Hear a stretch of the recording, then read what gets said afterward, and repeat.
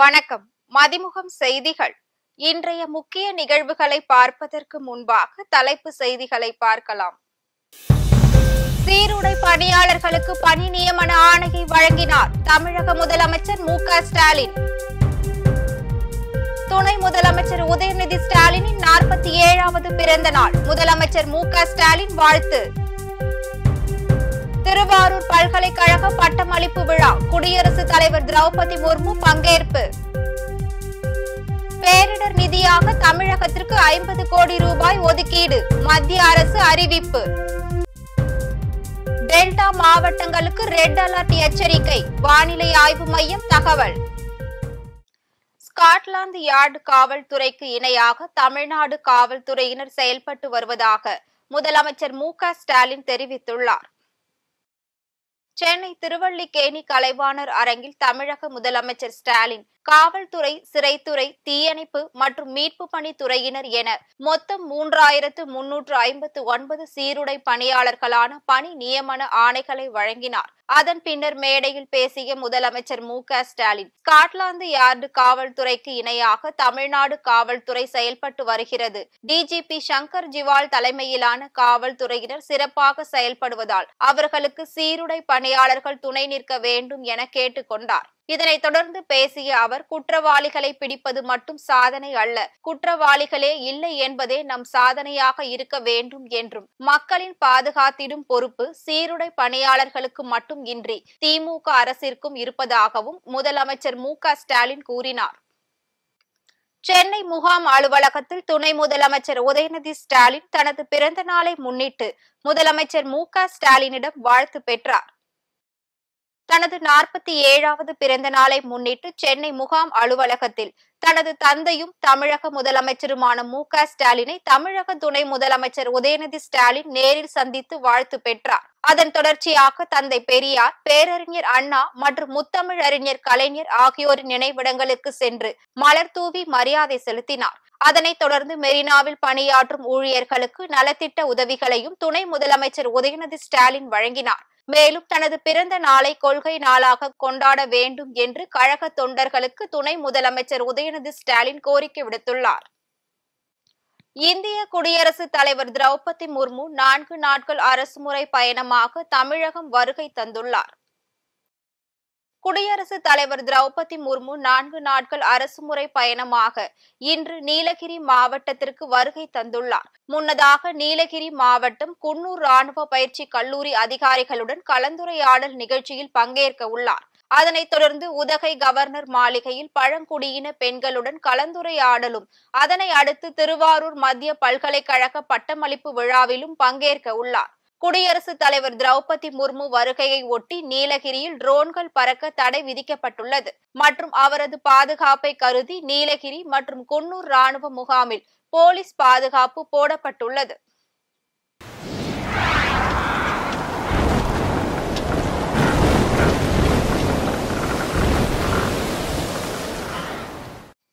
சென்னைக்கு அடுத்த 12 மணி நேரத்தில் புயல் உருவாகுவதற்கான வாய்ப்பு உள்ளது என்று வானிலை ஆய்வு மையம் அறிவித்துள்ளது. வங்கக்கடலில் நிலவும் காற்றழுத்த தாழ்வு மண்டலம் காரணமாக டெல்டா மாவட்டங்களில் மிதமான மழை முதல் இடி மின்னலுடன் கூடிய கனமழை பெய்யும் என வானிலை ஆய்வு மையம் அறிவித்திருந்தது. அதன்படி கடலூர், மயிலாடுதுறை மாவட்டங்கள், காரைக்கால் பகுதிகளில் அதிக கனமழைக்கு வாய்ப்பு உள்ளதால் ரெட் அலர்ட் எச்சரிக்கை விடுக்கப்பட்டுள்ளது. அதேபோல் சென்னை, திருவள்ளூர், காஞ்சிபுரம், செங்கல்பட்டு, விழுப்புரம், அரியலூர், திருவாரூர், நாகப்பட்டினம், தஞ்சாவூர், புதுக்கோட்டை, ராணிப்பேட்டை, திருவண்ணாமலை, கள்ளக்குறிச்சி, பெரம்பலூர், திருச்சி, சிவகங்கை, ராமநாதபுரம் மாவட்டங்களில் ஓரிரு இடங்களில் மிதமான கனமழை பெய்யும் என்று எதிர்பார்க்கப்படுகிறது. இந்நிலையில் வங்கக்கடலில் உருவாகியுள்ள பெங்கல் புயல் சென்னையை நெருங்க அதிக வாய்ப்பு உள்ளதாக வானிலை ஆய்வு மையம் அறிவித்துள்ளது. மழை நிலவரத்தை அரசு தொடர்ந்து கண்காணித்து வருவதாக அமைச்சர் கே.எஸ்.ஆர். ராமச்சந்திரன் தெரிவித்துள்ளார். சென்னை சேப்பாக்கத்தில் உள்ள மாநில அவசர கால செயல்பாட்டு மையத்தில் பேரிடர் மேலாண்மை துறை அமைச்சர் KKSSR ராமச்சந்திரன் ஆய்வு மேற்கொண்ட பின் செய்தியாளர்களை சந்தித்தார். அப்போது பேசிய அவர், முன்னெச்சரிக்கை நடவடிக்கையாக தஞ்சை மாவட்டத்திற்கு 2 பேரிடர் மீட்பு படைகள் விரைந்துள்ளன எனவும், பொதுமக்களை தங்க வைப்பதற்கு நிவாரண முகாம்கள் அமைத்து உணவு வழங்கவும் ஏற்பாடு செய்துள்ளோம் என தெரிவித்தார். தொடர்ந்து பேசிய அவர், பயிர் பாதிப்பு குறித்து கணக்கெடுத்து உரிய இழப்பீட்டை அரசு வழங்கும் என்றும் தெரிவித்தார். நேற்றுக்கு இன்றைக்கு காலை வரை எவ்வளவு மழை பெய்திருக்கிறது, அந்த மழையின் அளவுக்கு ஏற்றார் போல நாம் முன்னெச்சரிக்கை நடவடிக்கை எடுத்திருக்குமா என்பதையும், அதே போல பொதுமக்கள் தங்க வைப்பதற்கு சரியான இடங்கள் தயார் செய்யப்பட்டிருக்கா என்பதையும், அவருக்கு வேண்டிய உணவு பால் போன்றவையெல்லாம் தயாராக இருக்கா என்பதையெல்லாம் மாண்பு முதலமைச்சர் நேரடியாக ஒவ்வொன்றையுமே அவரே நேரடியாக கேட்டு மாவட்ட ஆட்சித்தலைவர்களிடம் கேட்டு தெரிந்து கொண்டார்கள். தெரிந்து கொண்டது மட்டுமல்லாமல் அது தயாராக இருக்க வேண்டும் என்ற எச்சரிக்கையும் சொல்லியிருக்கிறார்கள். எவ்வளவு தண்ணீர் உள்ளே வருகிறதோ, அளவுக்கு மீறி வருகிறதோ, அந்த அளவுக்கு தண்ணீரை திறந்து விட்டால் போதும் என்று சொல்லி முதலமைச்சர்கள் எங்களுக்கு எச்சரிக்கையாக சொல்லி வைத்திருக்கிறார்கள். சரியான முறையில் நாங்கள் நிர்வாகம் செய்வோம். இந்தியாவில் 15 மாநிலங்களுக்கு பேரிடர் நிதி ஒதுக்கீடாக 1115 கோடியும், தமிழகத்திற்கு 50 கோடியையும் மத்திய அரசு ஒதுக்கீடு செய்துள்ளது. புதுடெல்லியில் மத்திய உள்துறை அமைச்சர் அமித்ஷா தலைமையில் நிதி அமைச்சர் நிர்மலா சீதாராமன், வேளாண் அமைச்சர் சிவராஜ் சிங், துணைத் தலைவர் நிதி ஆயோக் ஆகியோர் அடங்கிய குழு இயற்கை பேரிடர் நிதி ஒதுக்கீடு செய்து அதற்கான ஒப்புதலை வழங்கியுள்ளது. அதன்படி பேரிடர் தணிப்பு நிதியில் இருந்து 1000 கோடி ரூபாய் நிதி உதவியாக அறிவிக்கப்பட்டுள்ளது. மற்றும் அனைத்து மாநிலங்களின் யூனியன் பிரதேசங்களுக்கு 115.67 கோடி ரூபாய் தேசிய பேரிடர் நிவாரண நிதியாகவும், நிலச்சரிவு அபாயத்தை தவிர்ப்பதற்காக தேசிய பேரிடர் தணிப்பு நிதியில் இருந்து 1000 கோடி ரூபாயும் நிதியாக வழங்க ஒப்புதல் அளித்துள்ளது. நிதி ஒதுக்கீடு பற்றிய விவரம் பின்வருமாறு: தமிழகத்திற்கு 50 கோடி ரூபாயும், மகாராஷ்டிரா 100 கோடி ரூபாயும், கர்நாடகா, கேரளா தலா 72 கோடி ரூபாயும், உத்தரகண்ட் 139 கோடி ரூபாயும், ஹிமாச்சல பிரதேசம் 139 கோடி ரூபாயும், மேற்கு வங்கம் 50 கோடி ரூபாயும், 8 வடகிழக்கு மாநிலங்களுக்கு 378 கோடி ரூபாயும் நிதி ஒதுக்கீடு செய்யப்பட்டுள்ளது. திருப்பூர் அருகே இளைஞர் ஒருவர் இருசக்கர வாகனத்தில் சென்று கொண்டிருந்த போது எதிரே சென்ற வேனின் பின்சக்கரத்தில் சிக்கி உயிரிழந்தார். திருப்பூர் மாவட்டம் கோர்ட் வீதி ரயில்வே சுரங்க பாலத்தின் வழியாக இருசக்கர வாகனத்தில் அதிவேகமாக சென்ற இளைஞர் முன்னே சென்ற இருசக்கர வாகனத்தின் மீது மோதி கீழே விழுந்துள்ளார். அப்போது எதிரே வந்து கொண்டிருந்த வேனின் பின் சக்கரத்தில் சிக்கி உயிரிழந்தார். தகவலின் பெயரில் சம்பவ இடத்திற்கு விரைந்து வந்த காவல்துறையினர் உடலை கைப்பற்றி பிரேத பரிசோதனைக்காக அரசு மருத்துவமனைக்கு அனுப்பி வைத்து விசாரணை மேற்கொண்டனர். விசாரணையில் உயிரிழந்த நபர் திருப்பூர் ஊத்துக்குளி சாலை கருமாரம் பாளையம் பகுதியை சேர்ந்த பாலாஜி என்பதும், இவர் செல்போன் கடை நடத்தி வந்ததும் தெரிய வந்துள்ளது. வேலூர் அருகே 5 கடைகளில் அடுத்தடுத்து பூட்டை உடைத்து கொள்ளை முயற்சியில் ஈடுபட்ட வாலிபரை காவல்துறையினர் விசாரணை மேற்கொண்டு வருகின்றனர். வேலூர் மாவட்டம் சத்துவாச்சாரி பகுதியில் மாவட்ட ஆட்சியர் அலுவலகம் எதிரே வணிக வளாகங்கள் இயங்கி வருகின்றன. இந்த பகுதியில் உள்ள தனியார் உணவகம் மற்றும் அருகாமையில் உள்ள 5 கடைகளில் பூட்டை உடைத்து திருட முயற்சித்திருப்பதை கண்டு கடை உரிமையாளர்கள் அதிர்ச்சி அடைந்தனர். இதனை அடுத்து உணவகத்தில் உள்ள CCTV கேமராவில் பதிவாகியுள்ள காட்சிகளை ஆய்வு செய்த போது 25 வயது மதிக்கத்தக்க வாலிபர் ஒருவர் கடையின் பூட்டை உடைத்து உள்ளே செல்லும் காட்சி CCTV கேமராவில் பதிவாகியுள்ளது. புகாரின் பேரில் காவல்துறையினர் CCTV காட்சிகளை வைத்து வழக்கு பதிவும் செய்து விசாரணை மேற்கொண்டு வருகின்றனர். மயிலாடுதுறை மாவட்ட ஆட்சியர் அலுவலக கூட்டரங்கில் கனமழை முன்னெச்சரிக்கை நடவடிக்கைகள் குறித்து ஆலோசனை கூட்டம் நடைபெற்றது.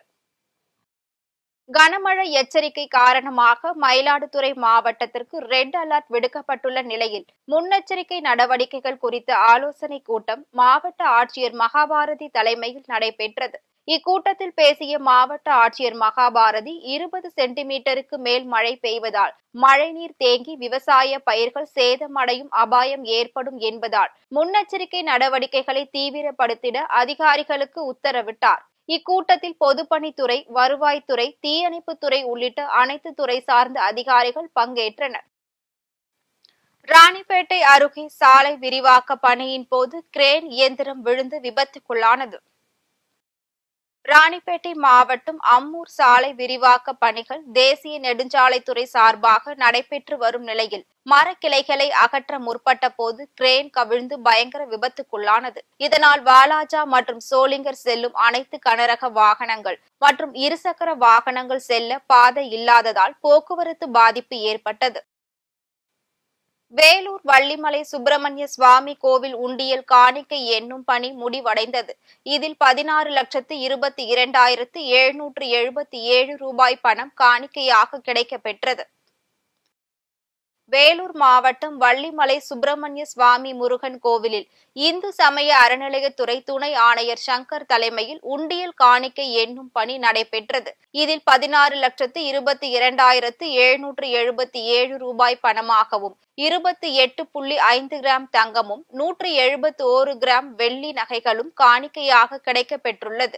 காணிக்கை எண்ணும் பணிகளானது காட்பாடி சேர்மன் வேல்முருகன், இந்து சமய அறநிலையத்துறை ஆய்வாளர் அனிதா மற்றும் செயல் அலுவலர் திருநாவுக்கரசு உள்ளிட்ட அதிகாரிகள் முன்னிலையில் முடிவடைந்தது. காங்கிரஸ் கமிட்டி அறக்கட்டளை சார்பில் மயிலாடுதுறையில் 15 மாணவர்களுக்கு 3 லட்சம் ரூபாய் கல்வி உதவித் தொகையாக மாவட்ட காங்கிரஸ் தலைவர் ராஜ்குமார் வழங்கினார்.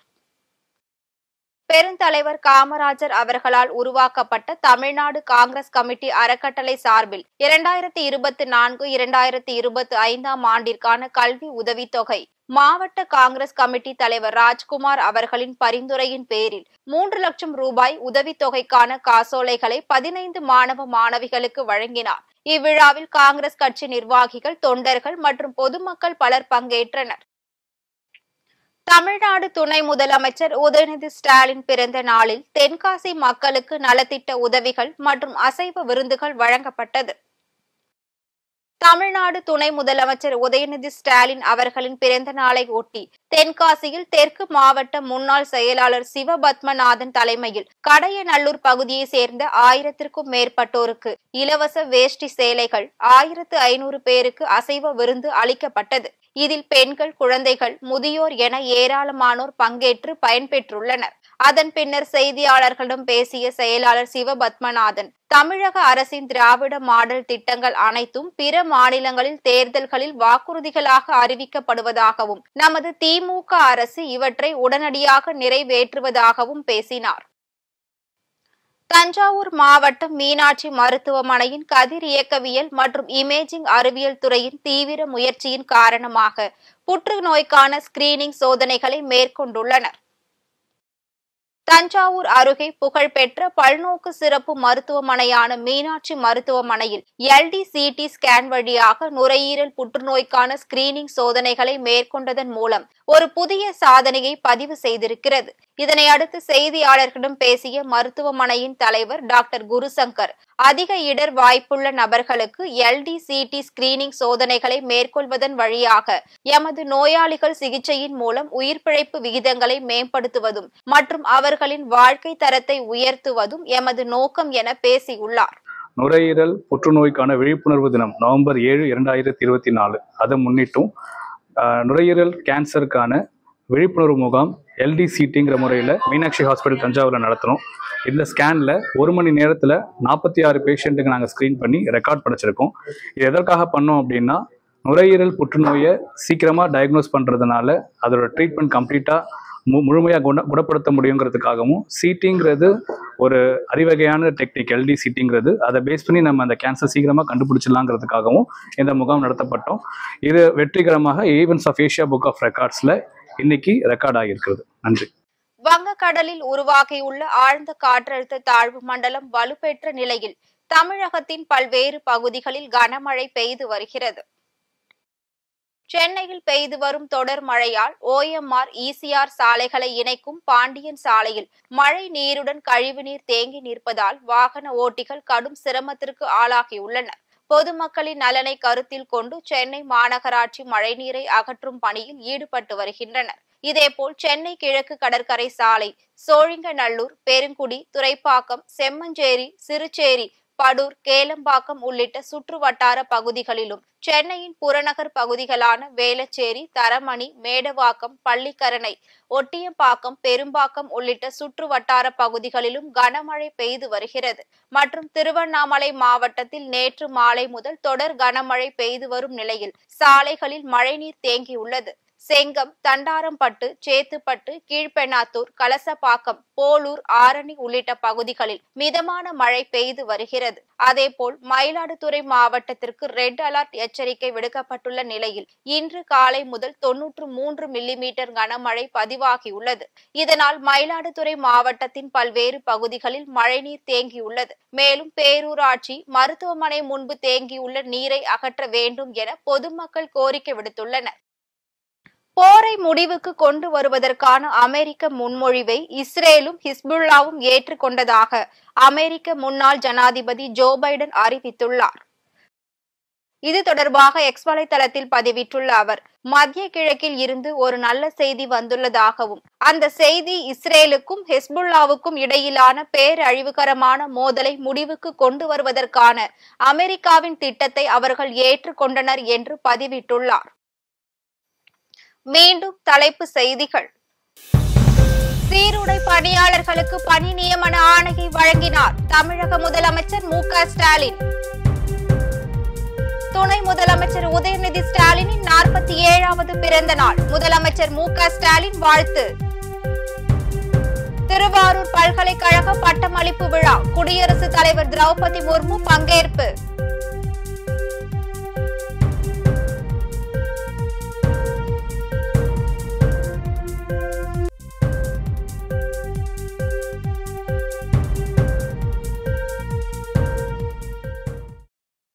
இத்துடன் செய்திகள் நிறைவடைந்தன. மீண்டும் செய்திகள் இரவு 8 மணிக்கு. மேலும் செய்திகளை தெரிந்து கொள்ள மதிமுகம் பிரைம் யூடியூப் தளத்தில் இணைந்திருங்கள்.